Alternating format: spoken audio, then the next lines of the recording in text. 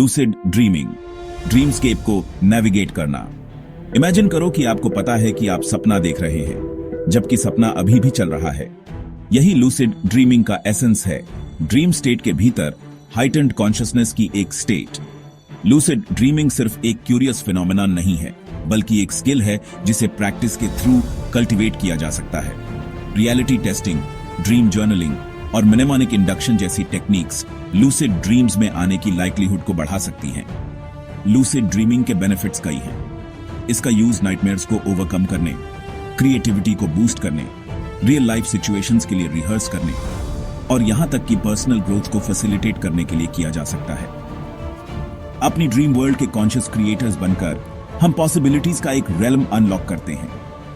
Lucid dreaming हमें अपने minds की डेप्थ्स को एक्सप्लोर करने और पोटेंशियली अपने सपनों के कंटेंट को इन्फ्लुएंस करने की अनुमति देता है। नाइटमेयर्स को ग्रोथ और सेल्फ डिस्कवरी के अपॉर्चुनिटीज में बदल देता है। नींद के साइंस को एम्ब्रेस करके, अपने सपनों के सिंबलिज्म को एक्सप्लोर करके और यहां तक कि लूसिड ड्रीमिंग के रेल्म में वेंचर करके हम खुद को और ह्यूमन माइंड की वास्ट पोटेंशियल की डीपर अंडरस्टैंडिंग अनलॉक कर सकते हैं।